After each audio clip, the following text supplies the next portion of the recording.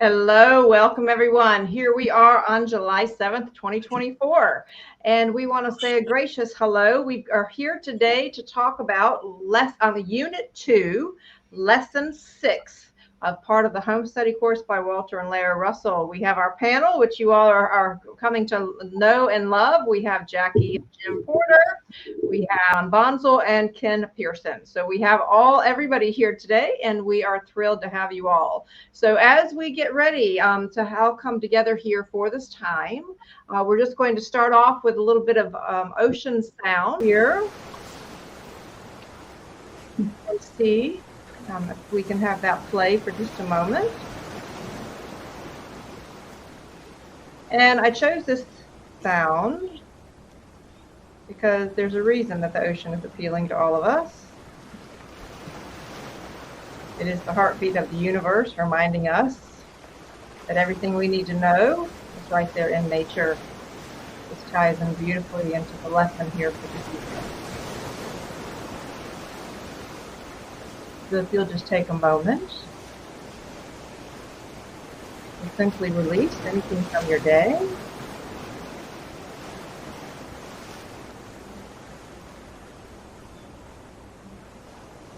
Taking deep breaths in and out.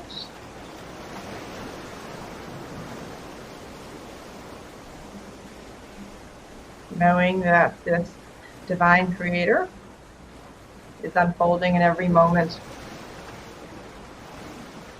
And may we tune into the universal heartbeat as we all come together here on this July 7th, 2024.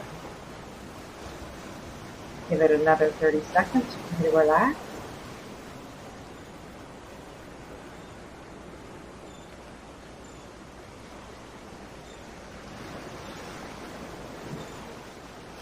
Feel yourself grounded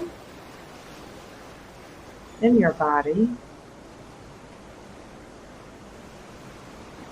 giving thanks for the moment that we are all here together. When you are ready, if you will simply open your eyes. All right.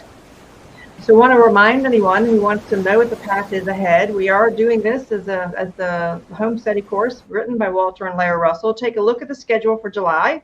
If you need to, take a shot of this with your phone so that you have it handy. Tonight here on July 7th, as you'll see there on the screen in just a moment, you're going to see that tonight we're working on lesson 6. There's a delay in the imaging, so we'll give it just a moment. Oh, there's a big delay as it's all going back there. All right, so there we are, July 7th, lesson 6, unit 2. And for those of you who are seasoned students and following us along, you may want to take a picture of this so you know which lesson we're studying each week. For everyone else that's new, we invite you to get a copy of your home study course. Join us in. Happy July, Miss Verna. Welcome everyone who is with us here today. Now, we did promise you that we wanted to start with an inspiration of the week.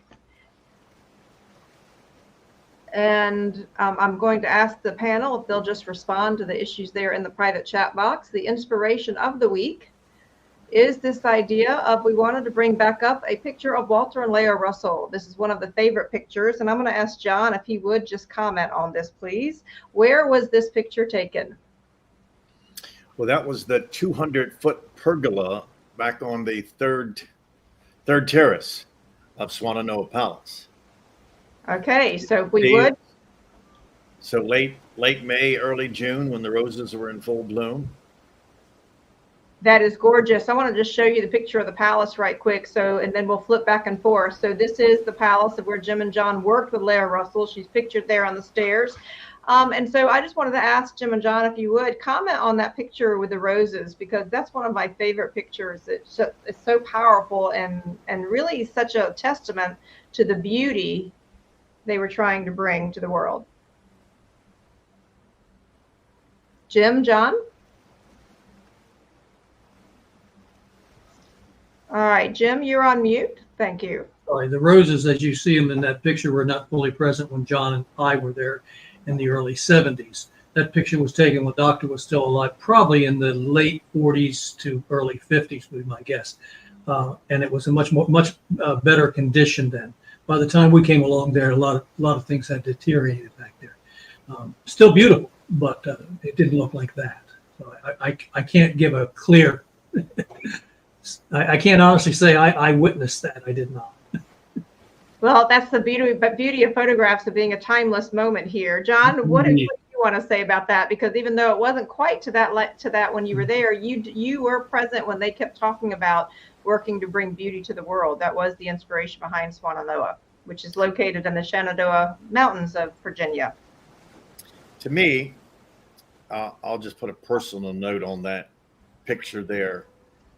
You know, for the world to see two cosmic conscious illuminates together, married as a couple, and to me, I don't think of a greater romance, a greater romantic story than them coming together, creating the University of Science and Philosophy, creating a private university, and writing a curriculum to give to the world to save man from himself. So that epitomizes for me, it's like a reward almost of God rewarding them and surrounding them with that kind of beauty for their efforts. I love that thought. Karen, you want to comment as one of the newer students, even though this was after your time? I'm going to ask Karen and then Ken to comment on what they see in this picture. Karen's on mute.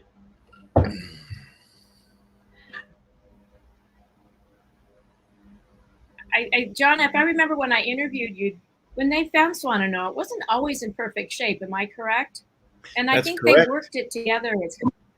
Yeah, and the principle is God will be with you, but not for you. It was a testament to one that they actually put their sleeves up and went to work.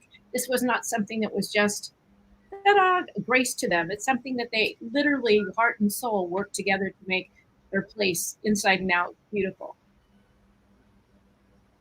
Yes, absolutely. Swannanoa was abandoned for 20 years before the Russells found it. Broken glass and animals running through it, and the work. If the world only knew the work that had to be done to bring that palace to the level it had to be, so that it could be an example, testament to this message. It's a great story in itself. I love that. I think if I remember, they did a lot of their work, so it wasn't like they were being privileged, but they knew what they wanted and where they wanted to live. Yeah, no, they did. There was a staff of 3 or 4. To give you an example of the level of work that Lao herself put into it, at the day of the grand opening, before she was able to come downstairs and give her talk in the beautiful gown that you'll see her in the pictures, her legs were so swollen and so worn from the work she had done to restore the palace, she could hardly stand. Wow. Yet she overcame that, got dressed, came down, gave her speech, and spent the entire afternoon and evening in pain from the restoration work she had done for months on that palace. That's the kind of dedication that she had to this message. And nobody would have known that she was in pain. Nobody. Wow. She was just a joy. Now, Ken, I know that you love the picture of them by the roses, and I was wondering if you could share with everybody, our listeners, before I say hello to our viewers, why this picture speaks to your heart. You know, I've been up there and sat in the corner where the picture's being taken from, and you can still feel them. I very much felt Lao for sure. Just to the left of where the camera left would be right now. And then I felt John Bonzel on the grass out front there, and there's a whole palatial grass out there. John and Jim doing their work. I can feel their energy. It's an energetic vortex. I found for me that I was able to feel their presence and feel John and Jim's presence because I've gotten to know them so well. But Leo and Walter, I haven't met personally, but I've read the work for 30 years. So I definitely feel very close to them. And so I definitely think that is a special, and matter of fact, that credenza right now is being repainted by Sam Spiker and reconstruct it. He's trying to condition it back to as much of a state as he can.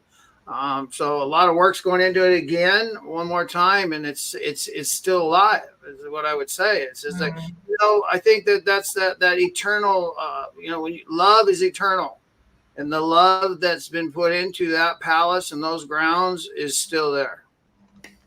All right. I love that. Love is eternal. And so we're going to continue with that journey of love here this evening. Thank you very much, James. And so I want to say hello and welcome to Linda and Karen and Rebecca. We have Dee and Susan and Margie. Welcome to everyone. And I know we'll have many others that are joining in. And so we're going to start off here with this lesson 6 in unit 2. And so, John, I'm going to ask you if you would comment on the title of this. If James will scroll down, you'll see the highlighted section of the title. And why is that title important? Because I did not want us to actually gloss over the title of this lesson. Well, the Russells started with meditation and prayer, the two-way communication between you and your creator. But it's just not something that you gradually or you just kind of ease your way into. I mean, prayer is a really powerful thing. It's the most powerful thing in the universe. And so the Russells wanted to make sure that people got it right. And so that's why they lay it out scientifically. And they wanted people to know how prayer tied into meditation, how they're, it's the giving and the re-giving. So, and there's a process behind it. So that's the beauty of that underlying statement there. Okay, so we'll continue with this. I want to be sure to pull up Karen's comment. Karen says, I visited there, mentioning Swannanoa from Arizona before it closed down. Loved it and could feel the beauty and got to see the sculpture of Jesus in the museum that was there then. What a gift, Karen. I'm officially jealous. So if we're going to ask Jim and Jackie, I'm going to go ahead and read the top. We'll scroll down to the top of page 84, James. There are a couple of thoughts there that I'm going to read the section that's actually highlighted, and I'd love for the two of you to comment. Prayer is just meaningless words if not felt in the heart, just as music is no more than sound if it does not reach the soul. Prayer to God is a realization that the soul of man is one, notice all caps, one, with the universal soul. It is not an appeal by man to God. It is a communion between the divine man to the divine God of man. And so there's more to that particular paragraph. That next sentence, though, and I really like it, says, but when prayer is but words, not coming from the soul, it is no more effectual than the hundreds of prayers written and distributed throughout the streets of Asia. Jim, if you could comment and then have Jackie chime in just about the impact of this first paragraph. Well, I love the point that they immediately point out not only the divinity of God, which we all accept, but the divinity of man. And when you begin to approach your relationship with Creator as a divine source, a divine being sourced by that Creator, equal in every way to that Creator to the degree that we know we are, and that's important that we know we are, then you begin to see clearly what they're saying here.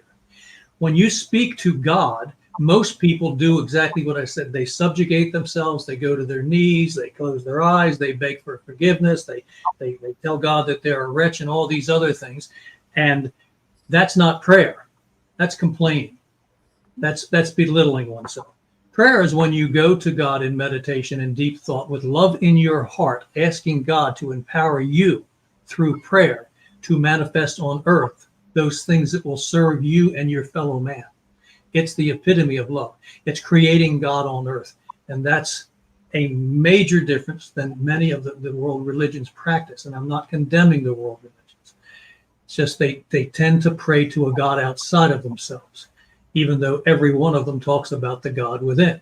So if mankind, in my world, in my heart, if mankind can just make that one jump in the next 10 years to 100 years, whatever it takes to begin to talk and meditate to the divine within, it will transform the world. Transform. I love the sound of that. Jackie, you want to weigh in? I don't know. I have to absorb all that. That is perfectly fine then. I completely honor that. So I'm going to have Really? yes. I'd like to comment on Jim's statement. The only concern I have about his statement is that if that were to happen, then God getting his 10% cut out, I'm not sure how that will go over. All right. Is that an inside joke between the two of you? Yeah. No more Learjets. No more limos. I'll make sure God gets his 10%. All right, Jim, you self-repent. If you'll just awaken yourself, I'll pay your 10%. All right, these two are cousins that go way, way back for a lifetime. So Sorry, folks. that is okay. We want to enjoy the love that's between the two of you too. Now I'm going to go ahead and move us here to the middle of page 85. And Kim, can I jump in here very briefly by all on that? means, yes. On that joke, very briefly.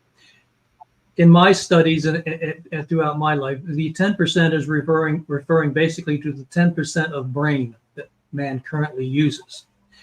The other 90% he's not using. It's open and ready to be open. It's when you cross from the 10%, which is the body self predominantly, and you go in and know the spiritual divine self, then you multiply. Remember, every 1 percentage part upwards is 8 times. It's cubed squared, 8 times more powerful than a previous percent. So when you awaken that 90% that's asleep right now, and it's literally what's happening to humanity right now. They're awakening that 90%. Some quickly, some slowly, but it is happening. It's a transition, and wonderful things will come out of that. Well, and that's what I think so many people are hearing when they learn of this awakening of humanity. Humanity is waking up to a larger truth of which we're talking about here. Mm-hmm. So I wanted to ask if John, if you would go to the middle of 85, and Ken, I'm going to be coming to you for more on page 86. But in the middle of 85, I'm going to read a section, John, and there's a story about a child. And I'm going to read, if you'll scroll up just a moment, perfect, right there. And it's right above where I have the red. It says, when your child prays for a long list of birthday or Christmas presents, ending with God bless Papa, God bless Mama, you tell the neighbors how cute that prayer is, and then buy everything the child wants to uphold its belief in prayer. It's not cute, you'll see in the red marks there. It's tragic. It's helping the child build its own selfish image. It is also helping the whole world build its own selfish, greedy image. It's helping to perpetuate this barbaric age of greed, selfishness, and fear of neighbor against neighbor. And then you'll see highlighted in yellow, when will parents teach their children that they must give love for love given them? John, as the former president of the University of Science and Philosophy, can you comment on that? Because that ties directly into why this home study course is called the Universal, speaking of universal law. Yeah, that statement right there, it's not cute, it's tragic. And it's very tragic. You're just building a selfish human being that early in age. So what Leo would say to us is if that child in its prayer could say to God what they're willing to do to receive, whether it's gifts or other things, then that's the two-way flow of the universe. But it's, the I want this, could you give me this, without giving anything in return. And so the earlier we can teach our children, the only thing, and this is a beautiful quote by Leo, the only thing in the world that you can have is that which you first give. Yeah. Well, and I want to bring some application to that, because I know Ken is always really big about application, because this is something I faced as a parent. So my daughter is now 26 years old. And early on, I began to see the materialism that was rampant. I would watch as parents and grandparents were giving children so much stuff, and I did not want that for her. And so I made we lived in the deep South then. And so we made a little rule for Christmas that she would only receive 3 gifts from Santa Claus. If 3 gifts were good enough for baby Jesus, 3 gifts were good enough for her. And that was how I applied this notion of practicality early in her life. And I watched it make a significant difference. So it wasn't that I was denying her. It was a matter of where I was trying to place the emphasis. Does that make sense to anyone? Yeah. Mhm. Very much so. I witnessed just the opposite. I'll never get this image out of my mind. I went to visit my parents, and we went to a birthday, Christmas Eve, a function of my younger brother Richard's place. And the basement was so full of presents. The upstairs was so full of presents. They just had the one daughter. And all we did for almost 2 hours is sit there and watch this person unwrap presents and just set them aside as if it was nothing. And that's no message. That's no image to cheat someone. So that's the extreme of what we're talking about here. I've lived through that too, John. And I think it's important for us to bring some of these practical things up, though, because the world is built the other way. I mean, even for all of us, the world is built for us to get stuck into that materialism and try to do things differently. And so, Ken, if you would comment on that as you begin to take us over here to the top of page 86, you direct us when you're ready, because I've got some things highlighted. But you are big on this notion of making sure that we don't get lost in materialism. You saw this actually happening out in LA.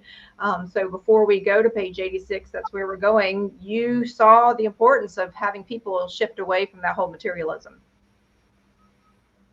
Yeah. Of course, LA is it's the concrete jungle, just like Chicago and New York. I think any big cities are going to have. I always talk to people and relayed what my belief system was, that do not measure the United States based on Los Angeles, Chicago, or New York, because the rest of the country doesn't work the way that the city does. And I think John was interesting, John, because my kid, when I would say till about 5, we had a beautiful ranch and just a lot of stuff, but it wasn't about presence. It wasn't about that kind of thing like John's talking about. I've seen that before. Matter of fact, I probably have had 1 or 2 of those in my day, and it, just like you said, it's like, if you can't appreciate the purpose of it is to feel the love given in that gift and the thought energy that someone puts into thinking about you and what you might want and what would really work for you. And that's where to me, where the heart gets really warm. And coming from the superficial, I worked with very high profile actors and wealthy people, and when you get to that kind of wealth, I was telling Kimberly that, I was like, so you look at your car out in the driveway right now, and when you first got it, right, first 90 days, man, that baby was, just, to me, I know this, I call it the 90-day wonder. That's what superficialism is about. Lasts about 90 days, and about the 91st day, it's like, you know what, I think I need some new rims, or maybe I need to get a better radio, or, it's just something more, because there's never enough. It's insatiable because it's so transcendental. And just like creation, it's not a created universe, it's a creating universe. And it's not, a present doesn't last forever, but the thought behind the present is eternal when it comes from love. Again, one more time. I love that. I love that. And so as we think about, part of what I love about the Home Study Course is it has us begin to rewire the way that we see the world. And so as we begin to go here to the top of page 86, I wanted to read just a portion of this and have asked the panel to comment. And it talks about how it's talking about a mother.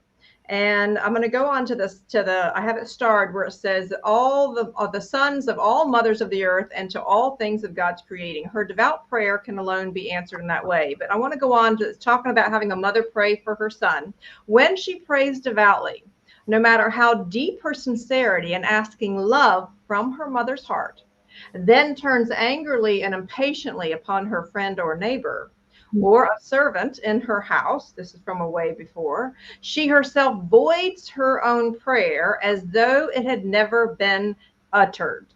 And so I put that little infinity symbol because for me, I've been talking about this balance of individual and collective for quite some time, but I wanted to ask the panel to comment about us voiding our prayers, because that's part of this whole notion, our whole notion of this idea that we can't say we're giving prayers, and yet we utter the very words that void our prayers. Which one of our panel wants to chime in on that loaded question? All right, Karen. The reason that sounds almost like Christmas, it's only for me, it's only for this moment, it's only for my son and for my selfish whatever. It's not addressing the collective. It's not speaking to the whole. So you can't just be asking for something special and then devoid everybody else as though they're meaningless. So it devoids the whole collective. And it tells you where your consciousness is at, and it's still not for the whole. Okay. That's my thought. Thank you. Who else? John? You know, Ken and then John. John, I was going to actually thought you might. John is done. I'd love to go to the bottom paragraph there and read that, because I think that's a beautiful paragraph that talks about the solution rather than the problem, right? So here, but JB's got this one, I'm sure. Go ahead and knock it out, John. Well, what I wanted to reference about it ties into what we're doing here. As you become, as I refer to as a true Russell student, there's no turning back. And you can't open the door to hypocrisy anymore, because now you know the truth. You know, scientifically, how the universe works, how God thinks, how you think, is that door is open to you, and now you know. And so that's the beauty. That's the beauty of what we're doing here, is helping people get through, give them a direction, give them a pathway, and free them from such things as what we're talking about here. Okay. And Ken, where were you trying to take us? The paragraph there about if the farmer would but stand in the midst of his fields. So you're in the bottom of page 86. Scroll all the way down to the bottom. Okay. There you go. And this is applicable to everything, right? And this is telling how what I'm gonna give in my heart. You know, if it doesn't come from the heart, it's almost like, for me, you can feel it, right? And so thus I always. One thing that I've been really gifted with is that I live a life today where if you tell me, hey, you need to do a better job, I'm going to tell you I'm giving 100%. I can't give any more. That's the way I live. And just like John said, once you cross this line, there's just no going back, because now you know, and therefore, you know, to know and then to do something different. I think there's something in the Bible that says that is real taboo. So, but in terms of that, if the farmer would just but stand in the midst of his fields, praying, saying unto them, I love you, my green fields. I love every part of you, every blade of grass, every root and herb and ear of ripening corn. I love every tree of you, each leaf of you, which gives love and oxygen for nitrogen given you in love. I love the fruit of each tree of you, and the red gold you give to me in your luscious fruit, for the love I have given to your roots. And it says in there, if we would just pray that way deeply from our heart, and that's really the bottom line, a heartfelt prayer is, you know, you can't fool the creator. You just can't. You can't fool divine mind. So, and that's what I think we're talking about, those prayers of give me this, give me that, and give me this, and give me that. It's trying to fool God, like, and I mean it sincerely, protect my child, and then I'm going to go treat my neighbor poorly. Like, if I want my child protected, then I might want to look for someone else's child that I could help. And therefore, I'm trying to match that frequency and be in that frequency. Because if I can help that child, then somebody else's child, then I know that my child can receive help. And, you know, whatever you give shall be re-given to you, whether it's through you or through somebody you care deeply about. Imagine how the world would change if we did that. So I want to go back to the home study course and continue where Ken left us off, because there at the bottom of it, page 86, it goes into 87, and I actually started that. So if the farmer would but pray that way, deeply and in his heart, he would prosper as his fields prospered with him. Scroll down just a moment, James, just a little bit. And he would know no fatigue, for love given is not work. And there would be a light in his eyes and inner joyousness in his heart. which not but the manifestation of love given on earth, as it is in heaven, can ever give to man. So I want to go back to what I started about. Love given is not work, because I believe this is a distortion that I know I certainly suffered from early in my life. And so let's talk about this. And Jim, I'll ask you to weigh in first here as a lifetime Russell student. What does it mean love given is not work? Well, love, any work that is done with love in your heart for the purpose of manifesting just that love, it's so much. This is what's going on in my head. As we all know, in this area of the world, we've been in a heat wave. I go out every day and I give love. And believe me, I start my day every day in my bare feet, sitting in a chair in the front yard, looking at God's glorious mountains all around me, and thank God for the beautiful property that I have. But I also know that there's sweat and labor involved in the giving of that love. So I'm not fully there yet because I'm in the process of transforming something that was neglected back to something that knows it's loved. But I understand the principle. If you do, and I catch myself in this, if I do find myself sinking into frustration as I'm trying to do some of these transformations. Some of them I would have struggled with in my 40s. I'm doing them in my 70s. And when I stop and when I talk to God about it, the answer comes just so clear. Jim, do what you can do. And when you're tired, withdraw and rest. Then come back and do more. That has worked beautifully for me. So that's what I do. I might go out in the yard or on the property to work in the garden or the flower beds 6 hours out of the day. But this time of year in a heat wave, I also know that I need to spend a couple of 3 hours out of the day back in the house recovering. And then I commune with God, thanking him for the things that I'm accomplishing. So I can identify with that pure state of mind that people have, that's love, that work is love, and it most certainly is. But it's also work. And for those who go beyond that, great. I'm not there yet. And just to close that thought off, may I please remind everybody out there again that this is teaching you through meditation and prayer how to commune with the divine. So when you hear stories that we share, don't limit yourself to what we think we know. Yes. Communicate with God and get clarity. I absolutely love that piece of wisdom. Love that piece of wisdom, James. And we have over 60 people with us here today. And I want to say a gracious thank you to all of you. Please tune into the love that is being poured into this container is exactly what this conversation, this broadcast is. And John, I'm going to ask you, and then I'm going to go to Ken and then to Karen. But what does it look like? What does it mean love given is not work? Because it's really easy to get lost in this world, because this 3D world can get pretty heavy, and for some of us, we get lost when we have meals to cook and we have things to clean and we have tasks to do. How do you keep yourself centered where you're remembering that love given isn't really work?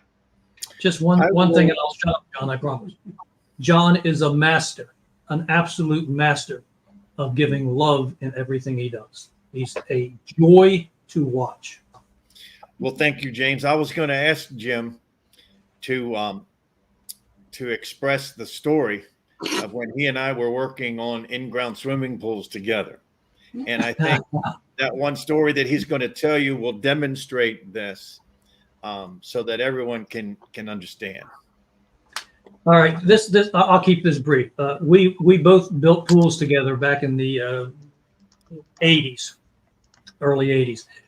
And I would go to work with John. He would drive with me one day. I'd drive with him another. And we'd get on the job. And toward the end of the day, the sun is just like it is here. We're usually building pools in the summertime.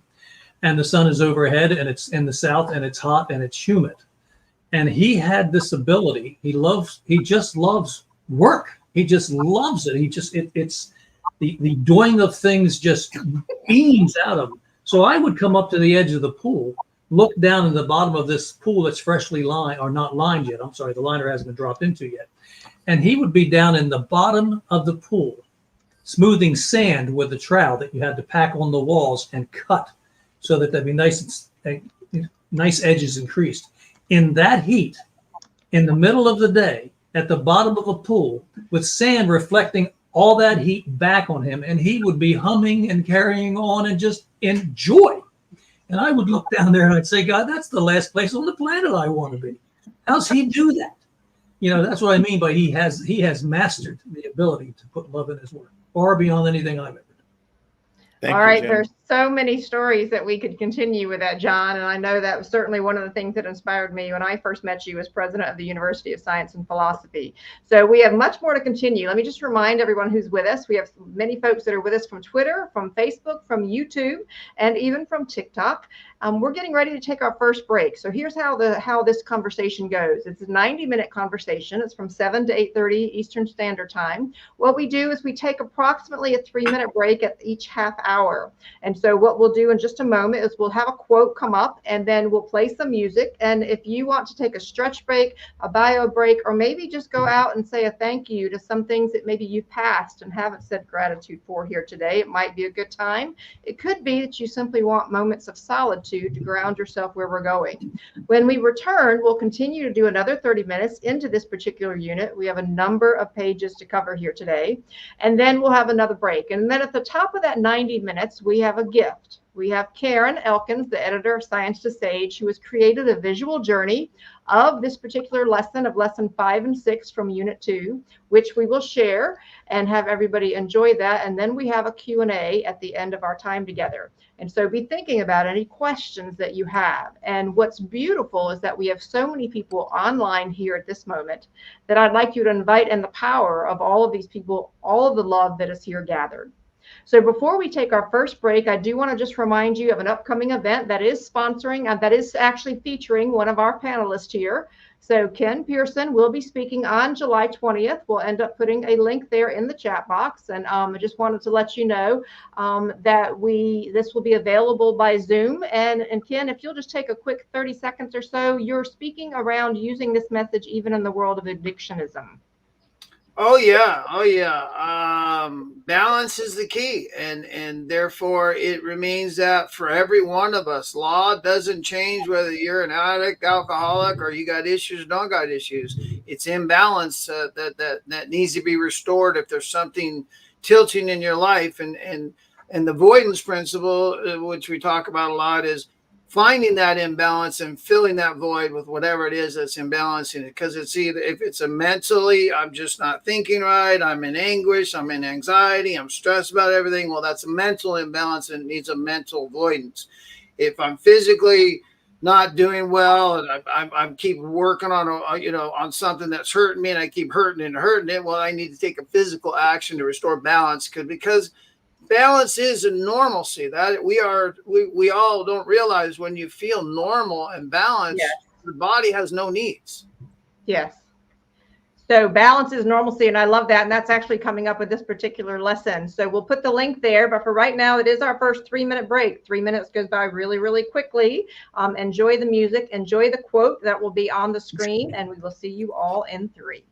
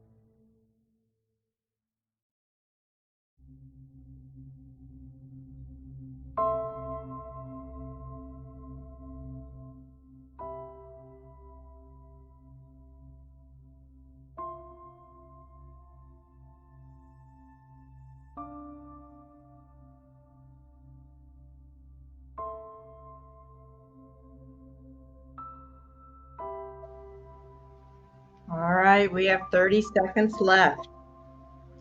Coming just under that, you'll begin to find your way back.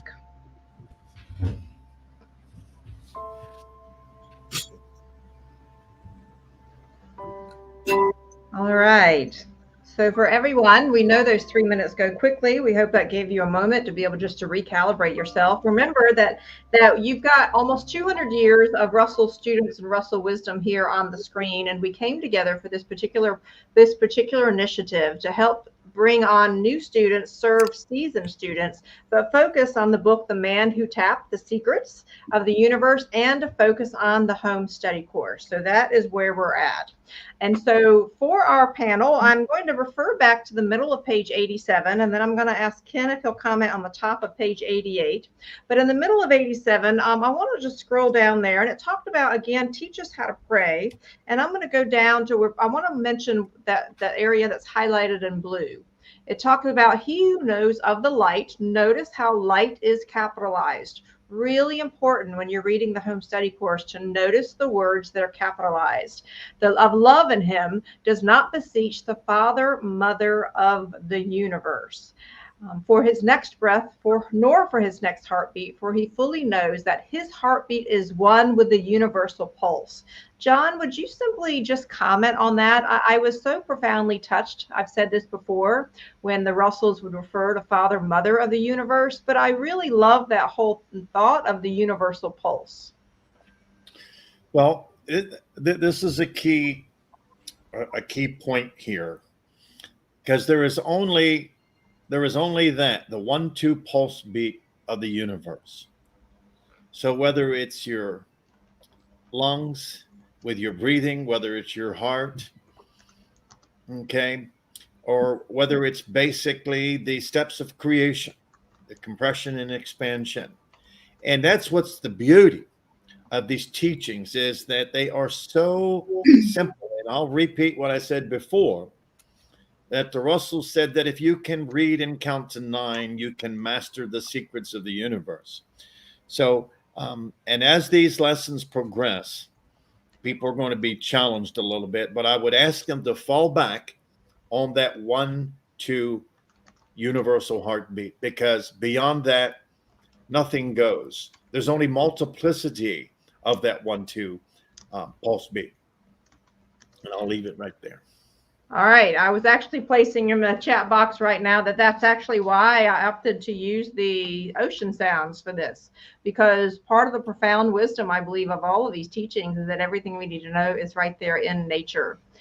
Very, very powerful there. Anybody want to comment on that before Ken takes us to the top of 88? Well, I do want to, on the break, the music that was playing on that poster that was up on the break, the music was very relaxing. Just very 1-2. It was just perfect. Okay. All right. All in the nudgings of all of these things. Now, we are halfway through our time together, so we're gonna move through and bring up a lot of very important things. And Ken, you felt the first 2 paragraphs of page 88 were very important. What did you want to bring up to everybody tonight?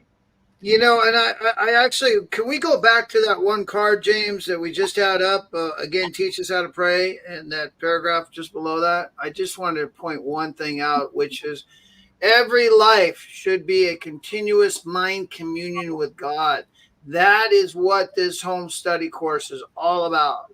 It's not just a praying God. It doesn't mean you don't have a praying God, because we're talking about prayer, but it's about living life each day and each moment. The supreme goal is, for me personally, as I even speak right now, I can commune with my Creator, with God inside me. I can ask for guidance to help me hear what you'd have me hear, say what you'd have me say.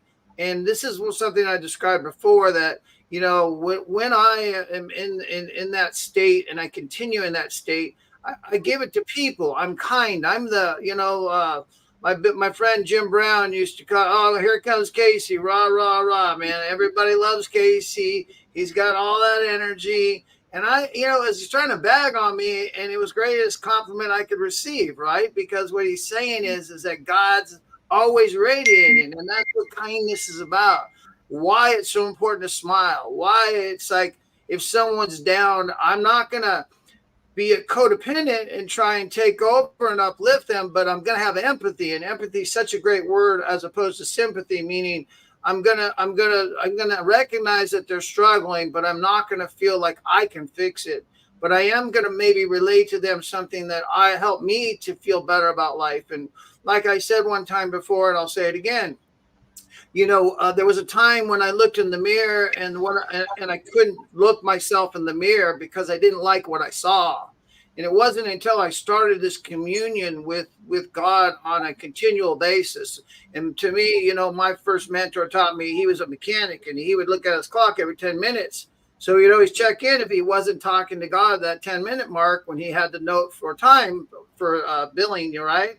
He would go, God, can you be with me and guide me? If I have a disturbing thought or reaction, I'm sorry, God, I took it back. Can you be with me? Can you guide my thoughts? What would you have me focus on?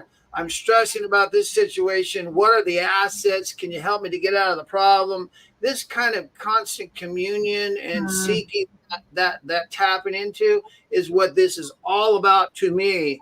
Is a living relationship that's on. Ultimate goals. There is never separation. The measuring stick at the end of the day is how well did I do today? And so we'll go back to 88 here now. I know we're going to the top of 88 here, but Karen, you wanted to comment before we read to that top section. Yeah, because Walter Russell definitely always talks about natural law. And so I just want to punctuate the point of rhythm.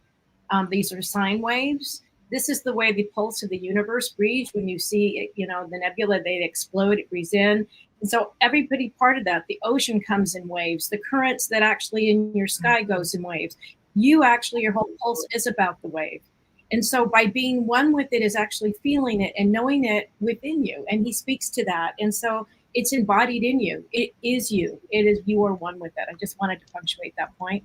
And that's being in love with it. That's why you can't just speak to it. You just have to feel it. You got to be it in the heart with it and to be in the rhythm with it. So that's my thought. Well, what's interesting about that, Karen, is if someone will even pull up a voice memo that's on their phone, if you record yourself talking, you'll begin to see the waves, even in something as simple as a voice memo. Yeah. So, Ken, if you'll direct us to page brainwaves. And brainwaves, absolutely. If you'll direct us to page 88, and then John, I'm going to be coming to you for page 89 in just a moment. Okay. Yeah, in that first paragraph, I really like, where it's underlined there shall never, right there. From there, come a time which that which you need to manifest God worthily or divine worthily shall be denied you. For again, we say you already have that which you ask for, even as you have love and life for which you have not asked for, right? Think about it. Think about being here in this time on this planet. And did you ever ask for it? Now, a lot of us, I signed a soul contract and all that, but the reality of it is you didn't ask for it, right? But what you realize is the gift of life is to love somebody with all that you have. And it's not just somebody, it's like, for me, it's the car. I use the car scenario because I'm a guy, right? And when I go clean that car, you can have a detail guy clean my car.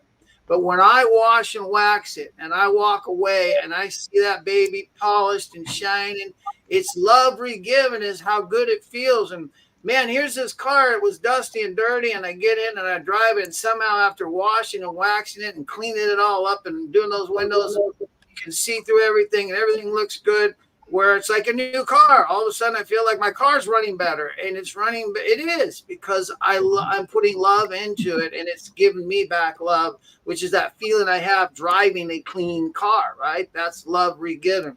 So in terms of that, they relate this to breath. Right? If you think about the 1-2 pulse, is also to think about that cycle. But again, remember when we do this 1-2 pulse, we're talking about a sense world.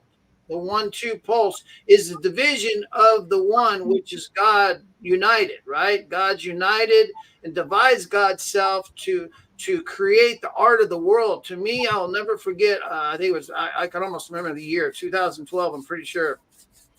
I was sitting on my porch meditating and praying, and a bird rolled up on me on the porch and was sitting there, and I had this moment of clarity of like, wow, right? That's art. Think of it. Go look at a bird one time and think that's art. That's God's art, and that is true art, right? When you think about that God gene within, let alone those feathers, and just look at a bird one time and think of it as art. Look at a tree and think of it as art. We can look at a rose, but it is beautiful. But do I look at it as God's art? That's God's art manifested here in this sense world to help me to be in touch with that beauty of that rose is in me. It's not in the rose. The rose is a mirror, right? The rose is nothing but a mirror of what's inside me, and it's nothing but light because the rose doesn't fit in my eyeball. But I can see it. I can see the beauty in it. I can know the beauty in it. I can't see the beauty. That's another thing. We're talking about the difference between knowing and seeing. Those are two different worlds. That's what's so important to me. And then in terms of that, there's so much on here. I mark all. Yes, there really is so much there on page 88. So yeah, there's a lot there to me. All right. So John, because we're not even halfway through our lesson here tonight, I'm going to have you go ahead and take us over here to page 89. And you'll see that I've already highlighted some things. But where would you like to take us on page 89? So let me just mention a couple of things. I talked about at the top, talking about if a friend approaches you with a grievance, send love to open the door for him to you and say within your heart, Father, let my words be thy words to him, not mine alone. And then weigh his grievances on the scales of love, which I thought was such a poetic way to say it, and not let him depart unillumined by the light. Again, light being all capital. Void his grievance with your love.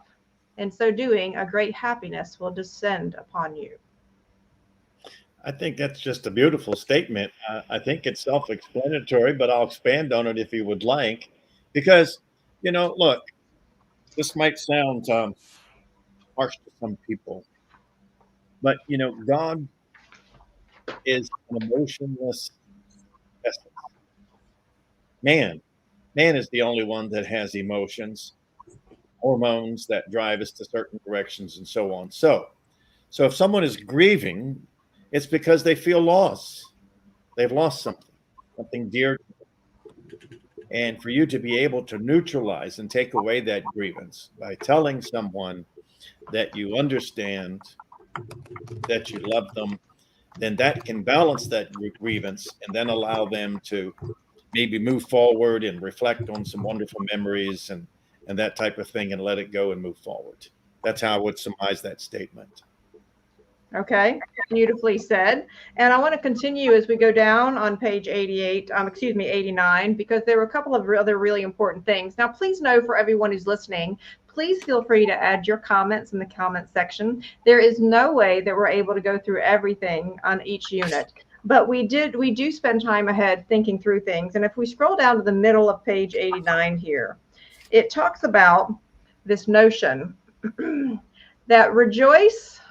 So it talks about, yes, right there where the brackets are. Rejoice that God, and remember, God can be spoken as creator, source, divinity, whatever is most comfortable to you, has illumined you with a light. Notice light is capitalized, of knowing what to do to balance your unbalanced beginning. Ken referred to that earlier.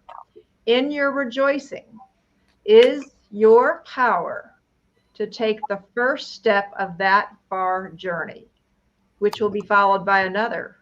And still another one, even as one breath forever follows another, until that far state is beneath your feet in answer to your prayer.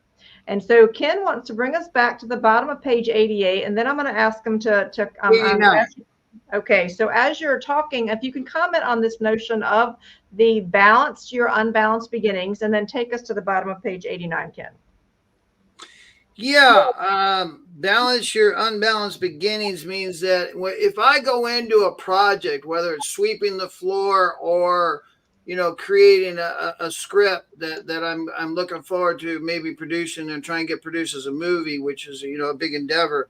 If the minute I stamp it with mediocrity, I got to avoid that mediocrity, and the way to do that is to put love into it. So when I sweep a floor, you're not going to come behind me on that floor. My goal is to look back and look at the floor and look how beautiful it is, because before there was dirt and little stuff, And I just love to look at how it's been beautified. I put love into it, and looking back at it all nice and beautiful. Again, it's like the car. It re-gives me love. And the bottom paragraph, I'd like to go to, James, if you could scroll down there on 89. We can. If Ken, if you'll come on camera, that'd be great.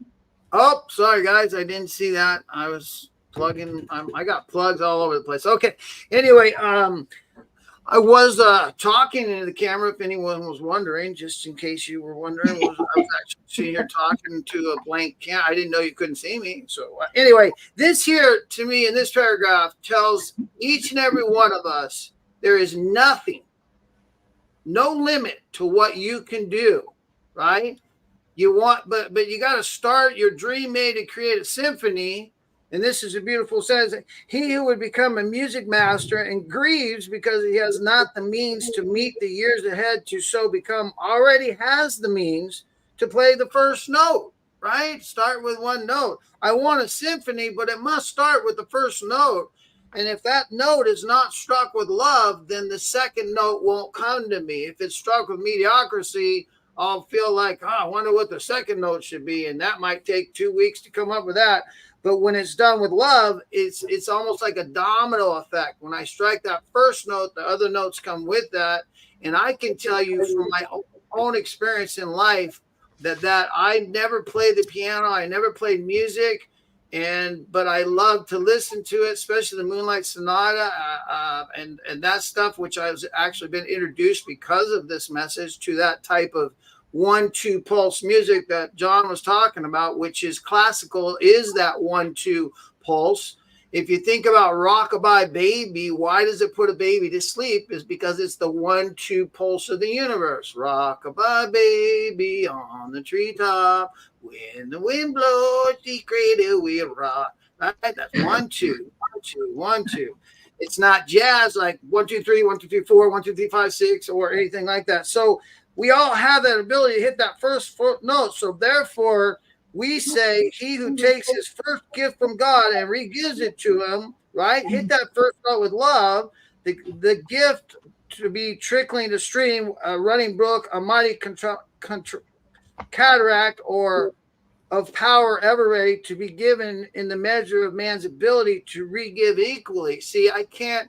Now, I sat down on the piano and I played music within a week. I still play that tune to this day. It has variations because it's improvised, but it's music, and you can hear it, and you can hear me in it.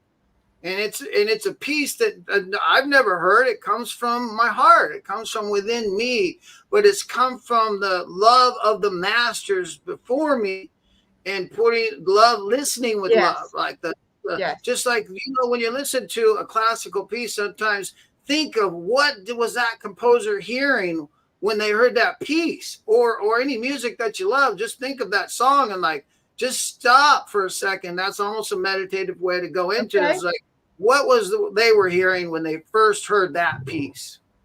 Beautifully said. And so I'd like to ask everyone who's online, we have quite a few people online, how many of you are musically inclined, or are you touched by the divine when it comes to music?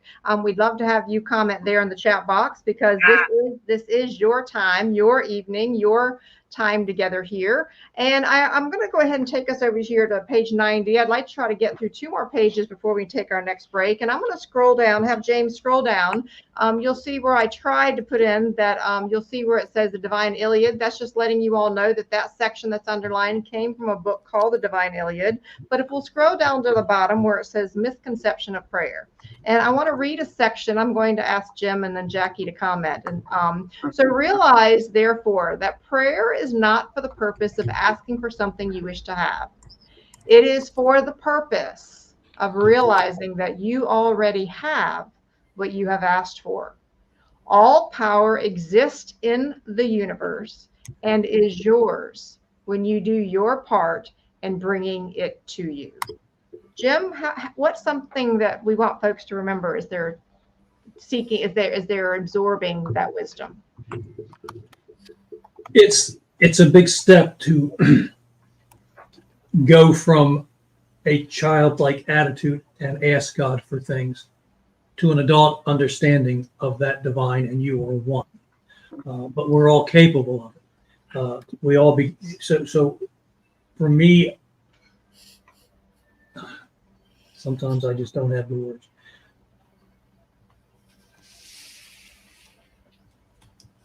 When we work every day and we fall away from our oneness with divine, which Ken and John and Kim have all pointed out, it's not the falling away that can create a difficulty in our life. It's if we grow frustrated and angry and don't keep moving forward. Mm-hmm. And that's what this means to me. It's that when I pray and commune with God and I fall away, in a younger me would have been angry with God. Yes. Believing and thinking that God has deserted me.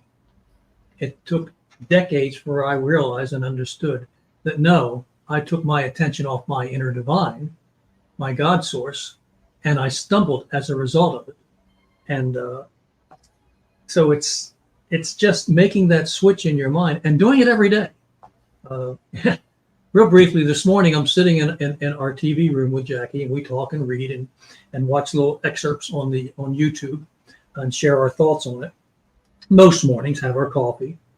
And I just sat and I just laid out my entire plan for the day to Jackie. I'm going to do this. I'm going to do that. I'm going to go in and get ready now to go get dressed to go do this. And as I'm saying that to her, life intervened. The cat walks in the room with a bird in its mouth and drops it at her. So my plans changed drastically because I spent the next half hour getting the bird, taking it out, Jackie holding it, me getting dressed, going out, putting the bird on a tree, making sure that it was strong enough to at some point fly. All the things I needed to do to show love and care, and not being angry with the cat for being a cat. Yeah. So that's working knowingly.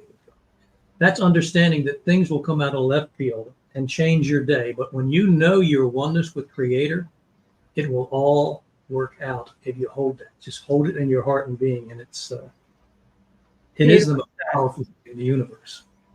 Beautifully said. Jackie, anything you want to weigh in before I have us bring up 2 additional items? Well, it might be going out all of them, but this is the world of motion or appearing motion. We're all just still photographs, just still shots of thought. And as we go through each step of the way, those things can be changed. We can take a different picture. And it's all there. It's all happening simultaneously, even each life, which I guess we'll get into that later. But that realization that it's already there. Why are you doubting that it isn't there for you? So, there's probably many reasons. I'll let them have it. Since there's only one left, they can have it. But then you can create another one. I don't know how many times people have done that. Like I've done it several times in the grocery store. I'm looking for something and they're just totally out. And I was like, no, they're not. There is one somewhere. So one time it happened where the actual product was between the shelf and the door of the freezer compartment. The only one that was there. And I didn't even see any. It was like it was just planted there for me. I was like, oh, okay, thank you. And those little moments are remind me that the thought wave universe, and you can have what you want. Well said, Jackie. Thank you so much. So grateful for all of you. Just a few thoughts here before we end up taking our next break here. We don't want to lose you. What we're doing is we're giving you time to absorb and allow and integrate what's said. I want to bring up towards the bottom of page 91, James. There's a quote on this particular page, and I have it there in yellow brackets. If you'll scroll down there, and it talks about, just stop right there. It says you already have all of the love of the universe. Prove what I say to you by giving love out from you. You will find that all of the world loves you in the measure that you love the world. When you thus give love out from you to all of the world, love will come to you from its far horizons. Talk about the power of that particular statement.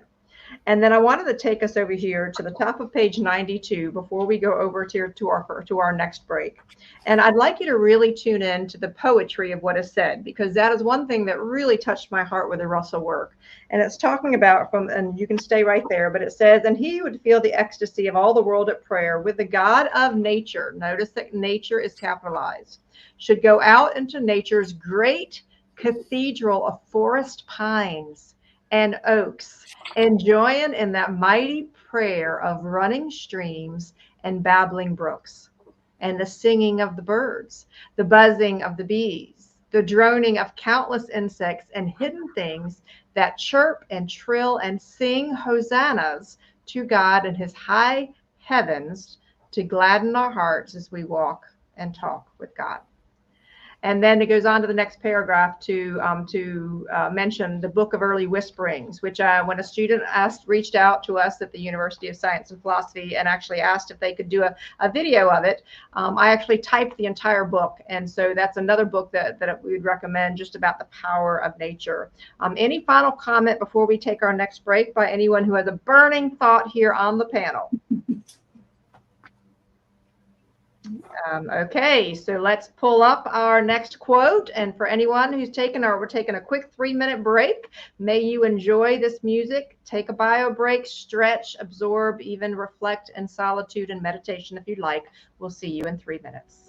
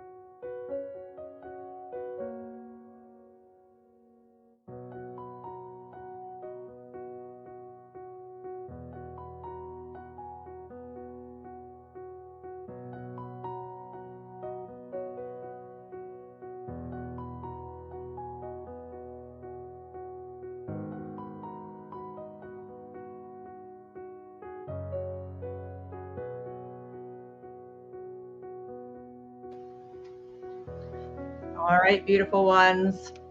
If you will find your way back. 3 minutes goes by quickly, does it not? Okay. So as we as we continue the conversation, John wants to bring up an important line on page 93. So I know we're getting there, John, but you want to bring it up now, and I know you have some wise reason as why you'd like to do that. Yes, this line, because we've spent the last hour and so talking about love and beauty and giving and re-giving. So this line will be a measure for mankind and for our audience. And so is all the art of the world a So prayer. scroll down, James. You're almost there. Yep, John, I highlighted that one too beautifully. Yeah, there it is. And so is all the art of all the world a prayer for love fulfilled in inspired cosmic man, for re-giving of love to the race of man. For art is beauty, without which man is not yet even human. Now think about that for a moment. You can sit next to somebody. Say you're gazing at a sunrise or a sunset, or you might be in an art museum. You and another person might be looking at a painting together, and you're seeing the beauty, the art of it, and you're just in awe. And that person looks at you and says, "Is it time to go to lunch yet?" I'm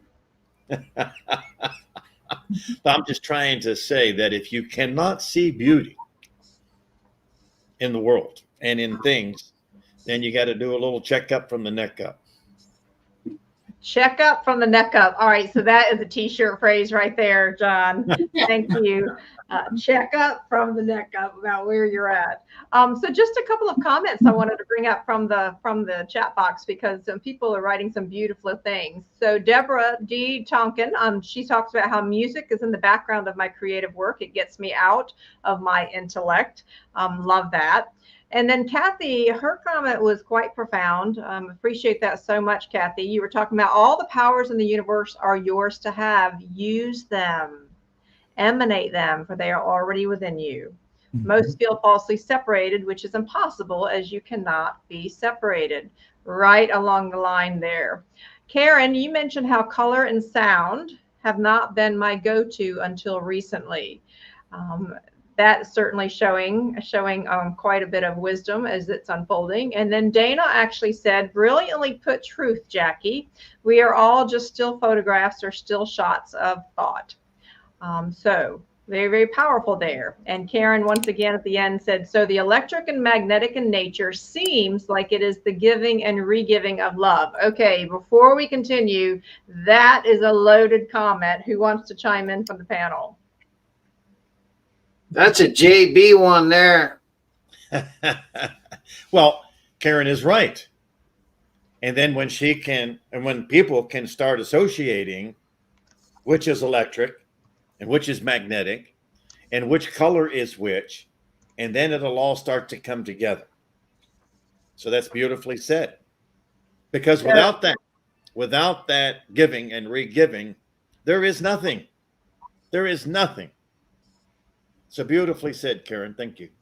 So, John, I want to ask you, though, what is electricity and what is magnetism? Electricity is the male endothermic compression side of the wave. The red side. The magnetic is the blue exothermic radiative side of the wave. All right, John. You think that magnetic meant to attract, when in reality it's to expand. Beautiful. To repel. Right. Yes. So, John, we're going to get a lot more into what you just said and to which unit. Do you know which unit of the head we'll be diving into that with? All right, let's just test our student as to approximately which unit. Yeah, because the real science begins with unit 6. That's Okay. your transformation point. 5 ends the philosophy, and then 6 begins the science. Okay, so can you say that one more time for everybody? Because what Karen wrote is very foreshadowing. That is where we're working to get you up to. So say it again. And John, I want to be sure to capture this very clearly for everybody so it's not a surprise by the time we get to Unit 6. And so for those of you who are not scientifically inclined, just close your eyes and breathe it in because it will make more sense as we go along. Yes. So units 1 through 5 are the philosophy and the love and the groundwork to prepare you for the scientific part of the message, which verifies the living philosophy part of the message. And so explain that electric and magnetic one more time, John. All right. The electric side of the wave is the male, red, endothermic, compression side of the wave. The female is the blue, magnetic, exothermic, radiative side of the wave. Those are the two motions of the universe. And that sexed interchange between those two principles is what gives us creation. And of which, if there wasn't that, there would be no creation. There is no one thing. Males can't beget males, and females can't beget females, and males without males. And that's just natural law, universal law. End of story. Okay, so we're not going to go too deep in that. I want to just have that captured here because what we do is our social media team actually comes back and gets clips, and that was a really, really important aspect there. All right, so let's jump ahead over here to page 90. We're coming down to the last 10 minutes as I'd like to give our panel some thoughts, our last few pages. 90, love, I think. Are you going backwards? Oh, excuse me. So, well, yeah, we John had to skip ahead. So I'm going back to where we were right there at the break. So I would like to go back to 91. Thank you. Let's go to 91, James. And I wanted to highlight just a couple of things. So 91, yes, I see highlighted, balance and perfection are normal. And Ken, I wanted you to briefly comment on that before I go down to the next section on the bottom of page 91, because that's really what you're talking about, how balance and perfection are normal for us. Yeah, you know, that's a real awakening statement, is to think about it. When you're comfortable, you have no bodily needs, right? If you've eaten a meal, you're not cold, your body's in a good temperature, you know, you have no bodily needs. You go outside and it's cold and your body tells you, hey, put a jacket on, it's cold out here. But that's a sensed input. That's not a knowing. That's not the mind, that's the brain talking, the bodily needs. So, you know, what this is telling me is that our lives are supposed to be in balance. That doesn't mean, as John just said, the pistons are not going to thrive, which are compression, expansion, which could be electric, magnetism. That's the pistons of life. So when we want to create things, we are moving that teeter-totter, if you will. Kimberly's got a beautiful little seesaw, her white seesaw. I don't know if you have it in there, but it exemplifies that power, right? That centering triangle. If you look at that is your creator, my creator. That is what I would call God. And the teeter-totter is the male on one side and the female on the other. So both, when they're working in conjunction, start to create. That's how creation happens. But normalcy, even on a seesaw, if you think about it, there you go. It's in a balanced state. That's its normal state. You got to put somebody on there to imbalance it. You got to put a weight on there. But if you just leave it, it's normal state. Even with two people on it, if you want normalcy, you'll reach a balanced state. It's abnormal, right, to just stay there without, you know what I mean? It gets uncomfortable. The person on the bottom's like, you know, you better not jump off because the person on top's going to hit the ground, right? So we realize that normalcy is to be comfortable, is to be happy and usually whole. That's a normal state. That's the intention of our lives. So if we're not happily and usefully whole, we're in an abnormal state. It doesn't mean that we don't grieve and suffer, because that is also countered by happiness and joy, right? Each balances the other. My capacity for grieving and suffering is matched by and also ignites my capacity for happiness and joy. The two balance. So if I don't want to grieve, I'm not going to really know happiness and joy. In other words, something bad happens and I just stuff it. Well, I don't realize I'm also stuffing joy and happiness. They go together. Okay, very powerful. And so I do want to skip ahead to page 93, and I want to remind us all about why this particular channel is called Awaken Your Inner Genius. And so if we'll skip ahead to the top of page 93, you're going to see where I've actually circled right there and highlighted it. And it says, the geniuses of the world manifest God's love and give it out from themselves to uplift the world by re-inspiring man of earth with the inspirations of heaven-born men. And so I'm going to ask Jim and John and Jackie just to comment. You, the three of you, played a role in reopening of the museum in Waynesboro, Virginia. And part of this is you wanted to uplift the universe. You wanted to uplift and re-inspire the man of earth. And that's literally what Walter Russell was doing. Why is someone who is listening to this particular conversation and we're suggesting to them to awaken their genius, why is it that they can be inspired by the life of Walter and Lao Russell? They're pointers of the way. They're showers of the way. They're people that have had the experiences that we will at some point have. Their reference to it in many biblical books refer to it the same as being in the light, illumination, a mystic, Brahmic bliss. All of these terms are used. They've experienced it, and they're trying to ease our way forward by making us aware that same potential exists within all people. The opposite of that is what John has called for years, and I've always loved this statement. I wish I'd have made it. The opposite of that is not living the love principle, and he calls it the misdirection of idea. What? Desire. Of desire. Pardon me, my wife corrected the misdirection of desire. So you're always creating or you're decreating. Neither one is bad or evil. It's either balanced or unbalanced. The end result is that each balanced thing teaches love and multiplies love. Each unbalanced thing gives you the opportunity to know unbalance and harm, destruction, pain, and suffering, so that you will go back to love. Ultimately, love will always win out in every situation. So it's a wonderful system we're living in, because it gives us the opportunity to be wrong, make mistakes, make misjudgments, and to be forgiven and be loved again, and then give love. So it's a wonderful thing, a wonderful gift that they've given us here. So well said. Jackie, you want to add to that before I ask John to comment? And then I'm going to go to top of page 94. No, I'm good. Thank you. Okay. All right. A gracious thank you. John? The beauty of that statement is that geniuses of the world, which are not being recognized today, they're not being allowed. I mean, when's the last time you saw a great artisan or a composer or a pianist or a violinist get primetime attention, right? It has no value. There's no value in it. But the genius mind gives to give and not expecting anything in return. Wow. Yep. And that's love. That's love right there.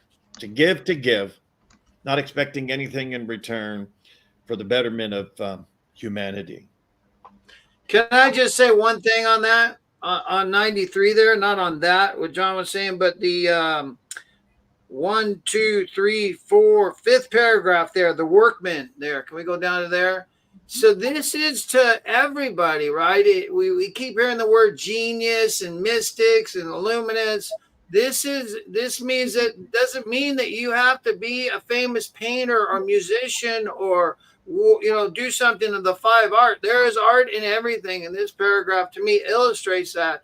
The workman at his bench who gives beauty to his work gives the love which God has given him to all the world to uplift the world, right? By putting love into his work, just like Jim was referring to in the pools that John were doing, excuse me. Likewise, the JJs. Likewise, the housewife. This is really important, right? This is so important because I just don't think enough mothers and women who enrich the home, who puts love into their cooking, enriches the food. See, love given to food, you feel it in your soul when you eat it. You're not just tasting your sense buds, you're tasting love. And that's, oh my God, I love this. I love this. It's like, that's the compliment to the chef with God's love, which renourishes her family with love, where the family feels good. My mom is the best cook in the world. Likewise, the butcher, the baker, the candlestick maker, who give love for love given to them to manifest God and building his universe of love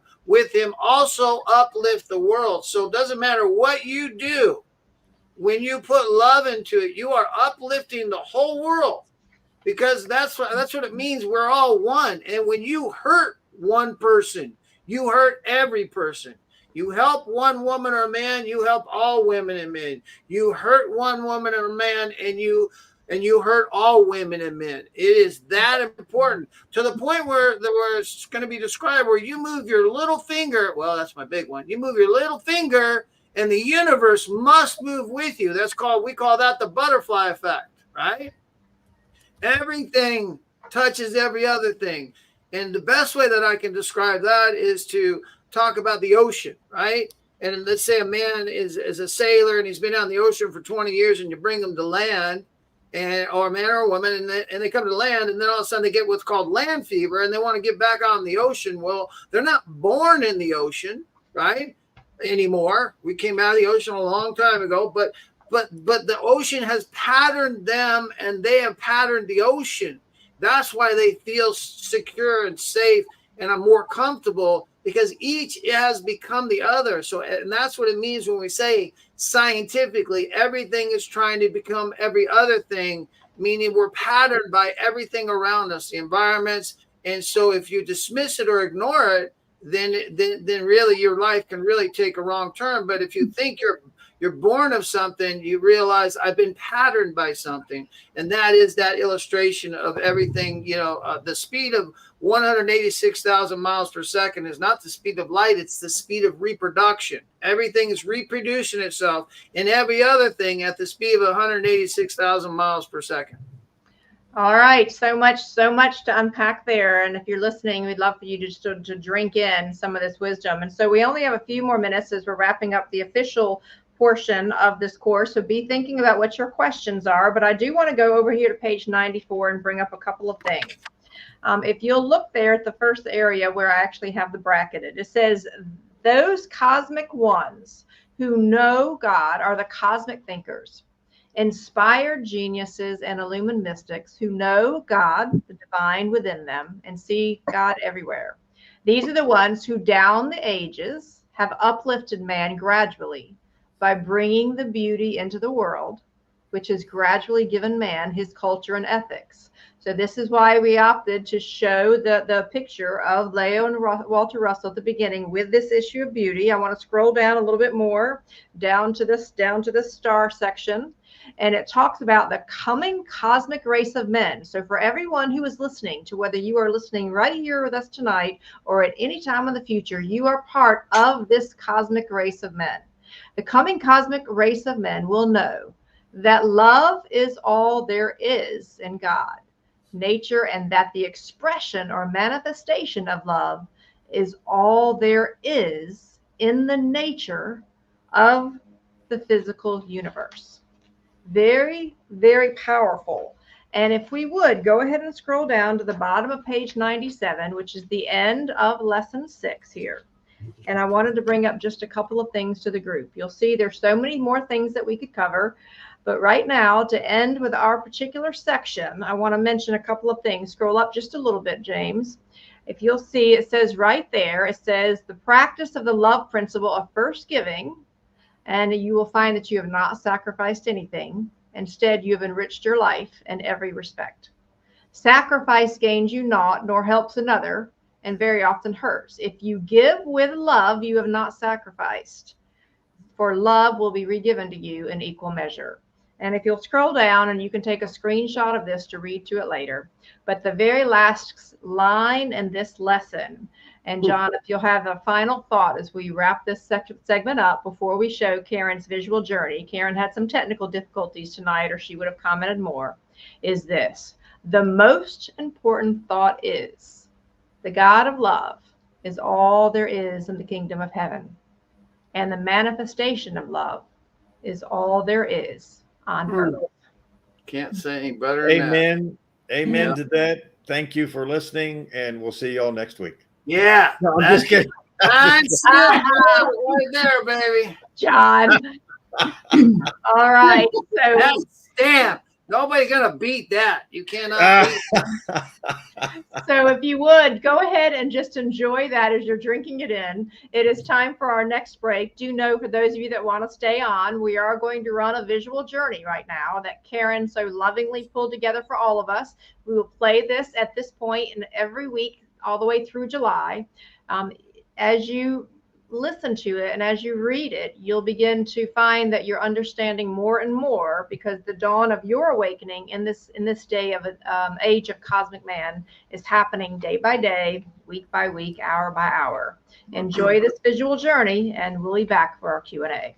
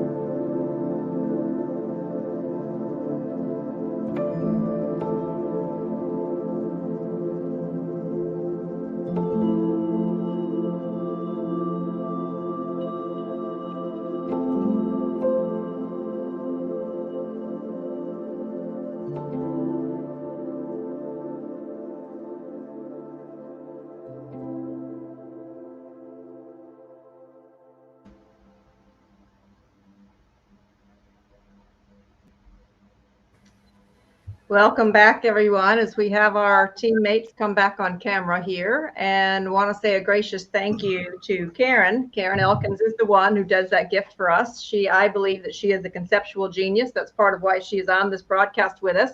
Even though she has studied the Russell work for 13 years, this is the first time that she's gone through the home study course.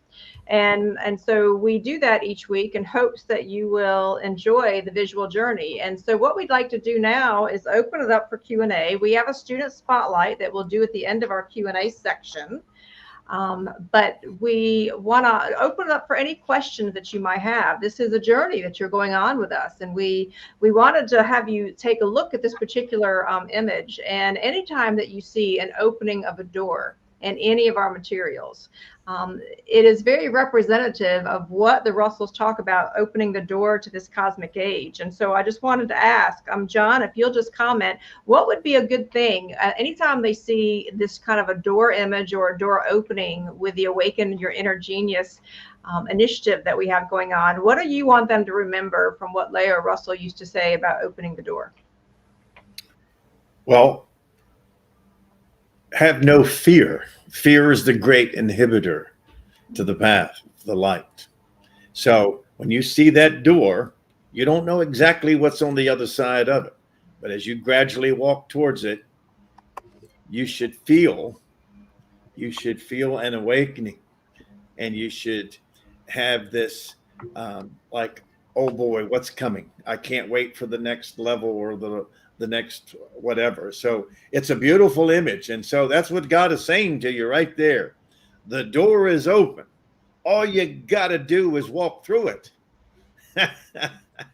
It's that simple.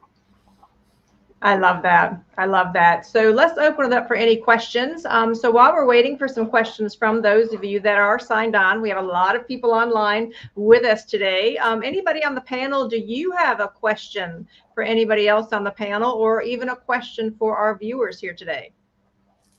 I want to say one thing about what you said about Karen in terms of going through this home study course for first time. I think it's a great exemplification of why you don't need to feel overwhelmed about what's coming and what we're doing. Even though when we get to this science part, it will make sense. You do not have to be a scientist to be able to relate to it and comprehend it. That's the way it's been written. So it's written in the simplest terms, just as the seesaw is so understandable when you get the idea of realizing what that means.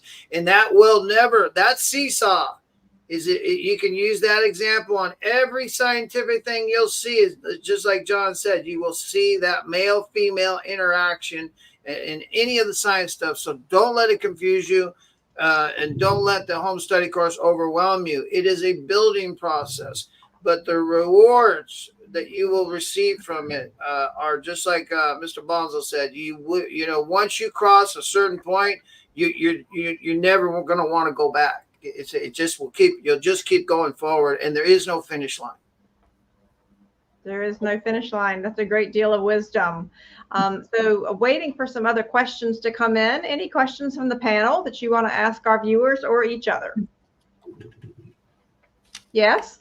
I kind of want to remember that when Dr. Russell wrote his universal one, and he wanted to give it to all the scientists, that genius, that spark that came through him, he wanted to share so bad, yet he was told by that still inner voice not to give it out until he met his mate. So he didn't listen. But it's kind of like, if you do something and you're so excited that you created something, or you're so excited that you got this information that you just had to share with everybody, it's hard to hold that back. And because of the way everybody thinks, the majority of humanity thinks, then they start getting the greed factor into all that. But anyhow, I can be more forgiving of Walter Russell for letting that stuff go too soon, because now, I understand. Yes. Yes. Well, we'll talk more about Walter Russell's illumination. That is the main topic for next week's session. is Walter Russell's illumination and all that goes along with it. So we'll dive into more of what Jackie had to say there. But we do have a question on the screen. So Karen, thank you very much. What would be the difference between prayer and intention? Are we asking or creating or both? Or both is the answer. You're asking God to give you clarity on how to manifest that thing which you desire. That's what you go into meditation for. In the asking, you come to know that it's already yours. It truly is. It's done and complete. When you see it complete in your mind, then you can go forth and manifest it to the exact degree of love and work. Love is work that you put into it. We all see that. And the genius, the beauty of the genius is they have reached that state of love and work as one thing in their thinking that they give so much effort to giving their gift to the world. They don't do it for personal profit or fame. They do it to give to the world. And I hope to be one of those one day. I really do. Very powerful. I think the intention comes before prayer, Karen. That's a great statement, right? Because that's what I was trying to say is you can't fool God. So if your intention is self-oriented through prayer, what we're seeing is your prayer, you might as well it's sand before the wind, right?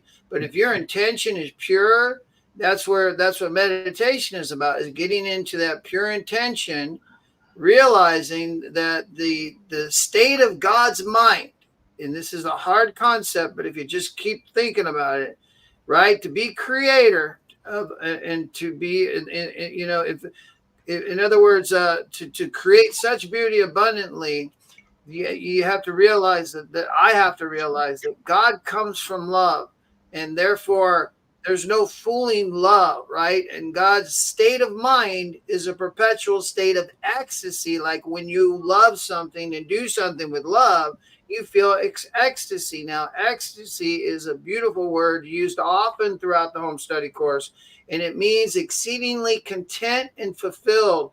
And it even is stated by the Russells that is the state of God's mind as a perpetual state. That means never-ending state of ecstasy.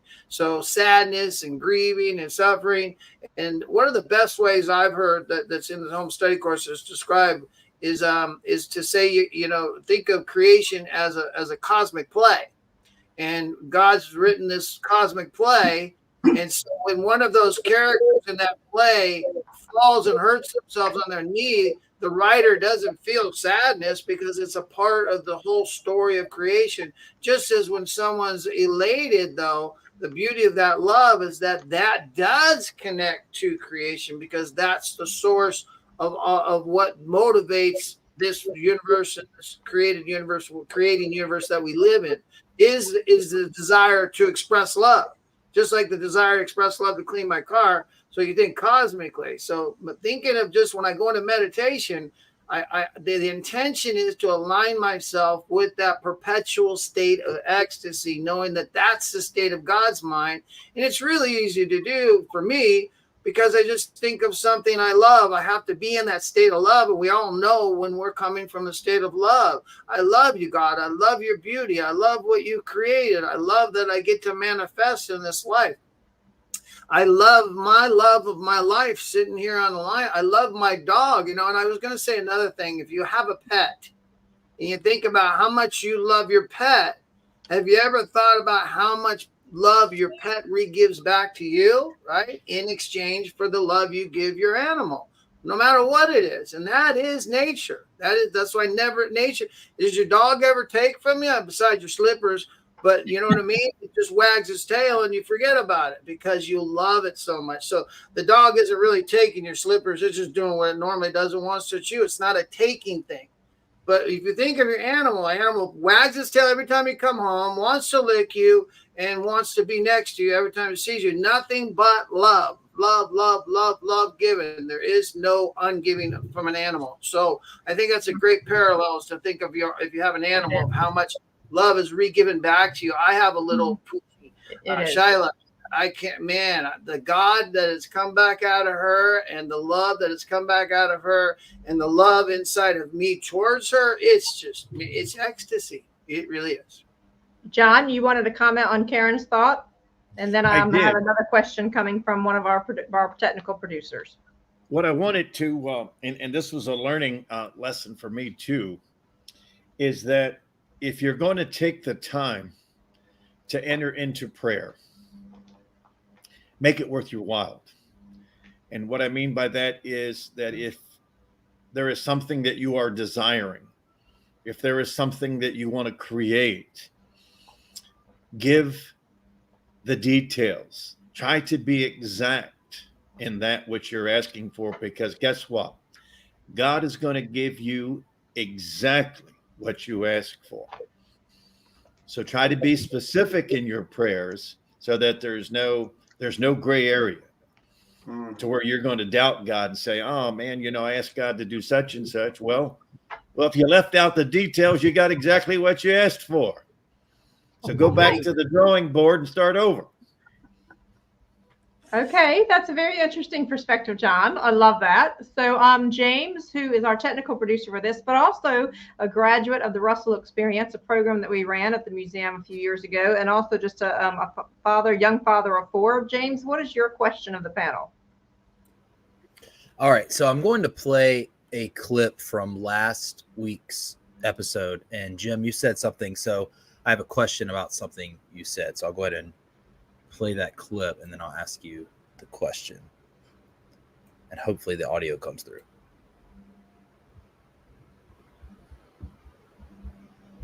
All right. James is working on it. No audio yet. No, it doesn't play. Okay. Just well, I'll just... it's there, but it's low.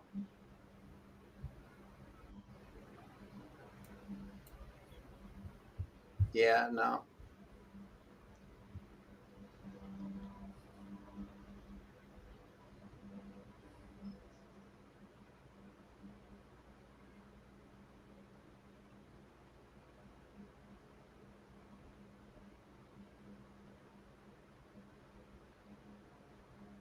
Okay, so hopefully you could hear that. No. It was the last part that you said there, Jim. Could you expand on that a little bit? The idea was that your thoughts could not be sent up to the divine. They must be recorded in you, because there could not be an imbalance in God or the divine. So it must be recorded in you instead of sent up to God. So could you expand on that a little bit? Well, I've touched on it before too. In the wave cycle that you'll learn as you go into the sciences, there are steps to pure divinity as you build the body. The first step is 1 male female, 2 male female, 3 male female, 4 male female in balance, which is I and the Father are one divinity. So as you send a thought out or a desire, if it's not pure and in balance, it's going to be recorded in nature at the frequency that it fits, and it will remain there until the proper time and place for you to come back and balance it in your thoughts and actions. Nothing is ever lost to you. No opportunity is ever lost. Every thought that you create is a living entity, and it wants to be fulfilled and balanced, and it will be parked in nature somewhere until you return to balance. That's what karma, dharma, they're all about. That's so. In essence, the imbalances of our thinking don't affect the absolute balance of divine thinking. They wait patiently in nature for us to return to them and balance them. They're our children. Our thoughts are our children, and we must love, raise them, and balance and fulfill them. That's what I mean by that. It's not you can't unbalance God. You can't do it. All things are balanced as they happen in the divine, instantaneously, and they're stored or balanced by the person that issued it. I don't know of another way to say it. Yeah, I just never heard anybody say it like that, and it was interesting because it made me think that we have a responsibility even to our thoughts. It's like a heavy responsibility, and most of us are quite irresponsible with our thoughts. It's not. Keep in mind, it's not a punishment. It's an endless opportunity to correct something and make it love. If something comes out of you or happens that is not registered as love, you have eternity to set it straight. Dr. Russell says it in his day and night thing. He says something along the lines of, should I rend the day, I will build 10 times 10,000 new days to undo the rending. That's the eternal you in eternal. I rend the day, I create mayhap 10 times 10 to undo the rending. So you always will. It's not, and when you go back to undo that rending, it's not a punishment. It's an opportunity to take what was perhaps not enough understanding of the love nature and correct it when you have a higher understanding. I think it was page 92 at the bottom where God was, or the Russells referring to God, talking about that very subject. that God is speaking to all of us all the time, absolutely complete and whole, all of us, even those ones that we would consider lost, even those that are not hearing it. The message of love and balance is there. So it's when they attune themselves to their inner divine that they become aware of what it is that they were doing that was not helping them. And the most difficult thing to deal with in life for me is the fact that not knowing when I'm lost. When you don't know that you're lost and you keep moving forward, it can be frustrating. And that's why this meditation and communion with your divine is so important, because that will awaken you to it. And guess what? You're going to hear me point this out throughout the course. Your divine and God's divine are one and the same thing. Your degree of awareness of it may not be that which God's is, but it's one and the same. And when you send love out to people around you through voice and action, you're sending love into the soul seed of all those people that don't know love. They're still receiving it from within, and it's being whispered to. So don't underestimate the power that you as an individual have by giving love to the world. You are literally, who's the guy that holds the world on his back? Atlas. Yeah. When you give love, you are literally Atlas supporting the world. So, Awesome. James, you introduced a really important concept here. And Jim, I want to thank you. Our thoughts are like our children. So our thoughts are children that we literally birth out into the cosmos. So yes. if in this lifetime I have birthed, because of my family upbringing, a lot of thoughts of shame, unworthiness, disdain, self-dislike, self-loathing, any of those kinds of things, that was what my early life recorded, then the way I balance that in this life and others, my eternal cosmic journey is more love, more self-love, more giving of love. That is what you're saying? Yes, and forgiving. That's what it means, to forgive yourself as you. I always stop to point out to people, because I missed it for the first 40 years of my life. Forgive, God, forgive me my trespasses as it's an active word, as I forgive those who've trespassed against me. You can ask for forgiveness all day long, like the kids asking for the gifts. You're not going to get that forgiveness until you're able to give forgiveness. Then it voids each other out, and you've lifted. So what you're saying, in effect, is that forgiveness is a scientific principle. Yes. Okay, so this is really, really important, because I want to just remind everyone about what this home study course, the title of it is Universal Law, Natural Science, and Living Philosophy. And so, John, as we're beginning to wrap up and I'm going to share the student spotlight, can you please just remind everyone why that's so important? Because that's in all caps at the top of our home study course. And literally, when we talk about forgiveness is a scientific theory, I mean, why is this course called those three things? Universal law, natural science, and a living philosophy. You want me to expand on that? Please. Well, the beauty of these teachings is that it gives you something to live for, and it gives you something to live by. Okay, it's a manual. It's a manual on how to discover your own divinity, and then what are you going to do with it? That's how I see it. Okay. Okay. So we have I one would like last. to add a little something to that, and that is that you know, you go to churches and other facilities and people are looking up and, you know, and I've learned from this way of life and from this, incorporating this philosophy into my life, awakening my own connection with my creator, which I choose to call God. And in terms of that, you know, when you look on the ceiling, I always wonder what ceiling tile is God on, James, right? God is within. There, and God didn't give a thimble full to me and a bucket full to Bonzel. Actually, it'd probably go the other way. A bucket full to me and a thimble full to Bonzel. Nah, I'm just kidding. Right? Give us all the same amount. We all have the same amount of divine divinity within us. And Jim has said that over and over. I know it's hard to hear sometimes the way it's structured, maybe, but the reality of it is God's not on the cloud up top or on a tile. God is within. Divinity is within. And so that's what it means when recording. I'm recording divinity within. Forgiveness is not something any one of us can give ourselves. We can learn to love ourselves. But as it says in that prayer, as I forgive those who trespass against me, but you're asking God to forgive you, you're not forgiving yourself. Even though God is within. A human being cannot forgive themselves, but they can forgive others. And think of us, how many of us harbor grudges or resentments against others, not realizing that's like drinking poison, thinking you're not going to get sick. Right? You cannot hold resentment or harbor a grudge against someone and think it's not going to poison you, because it will. Okay. I've done many things in life. And so therefore, I live forgiveness for everybody.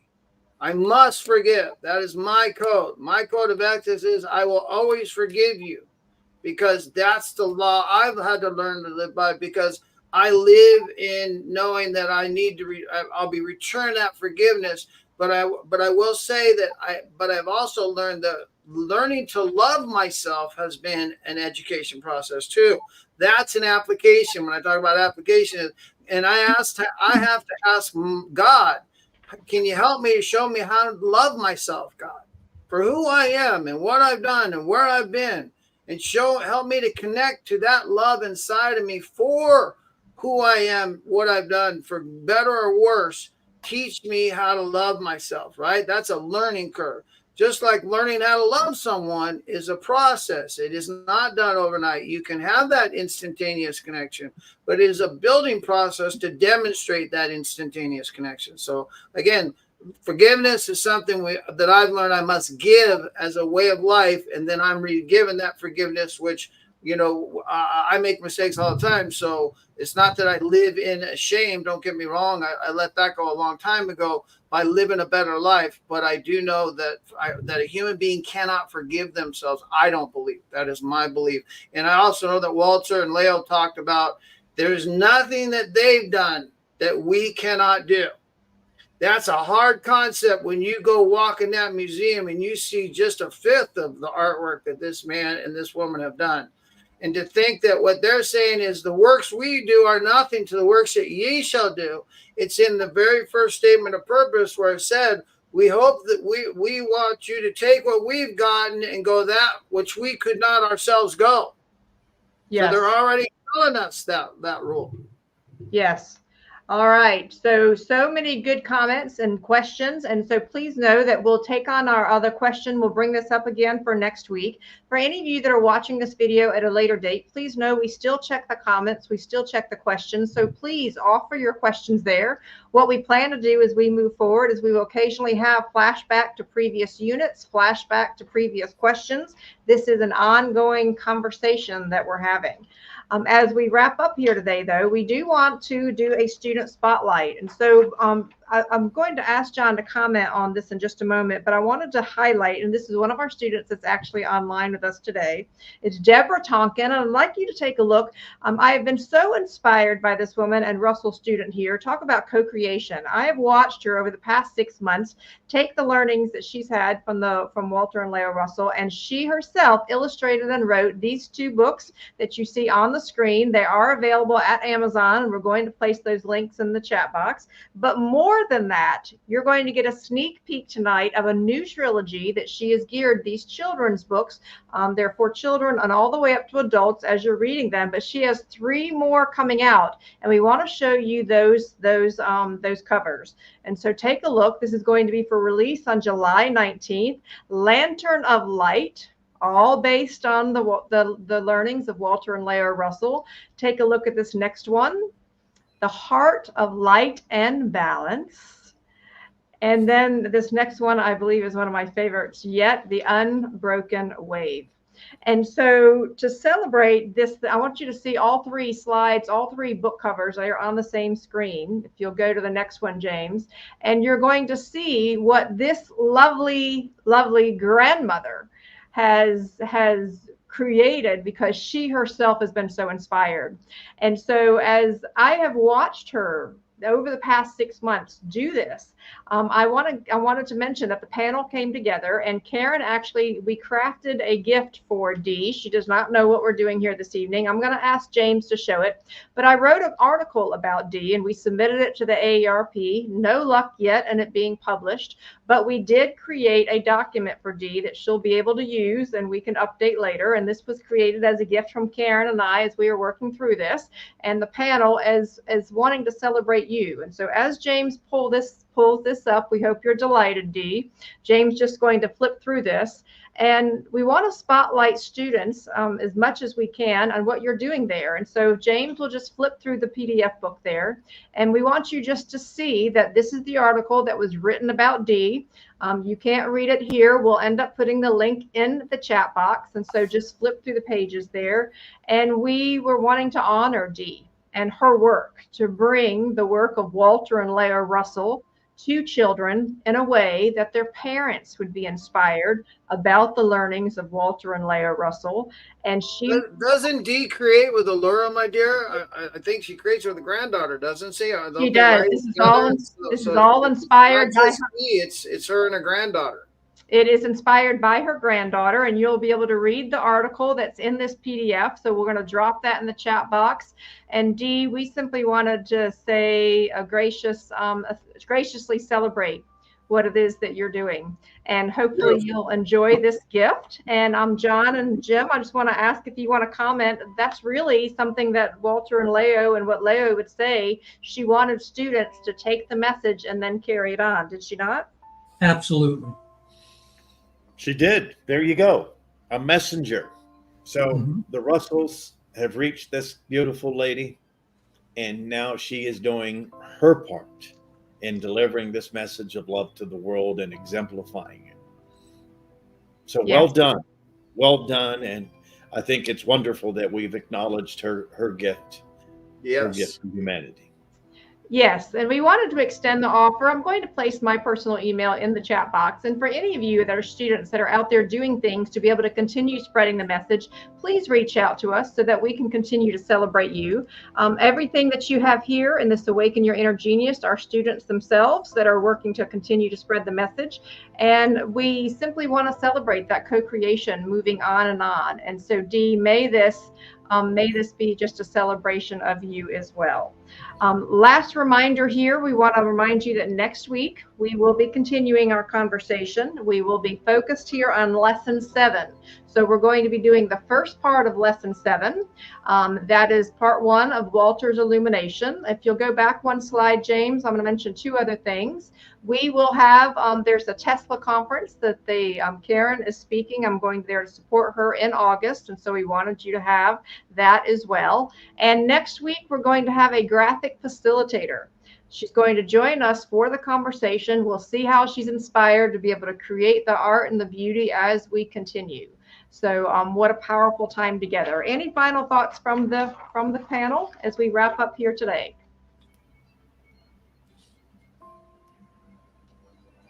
Yeah. You mean the panel is quiet? That's a shocking thought. I was going to end in a small, quiet little prayer. Please.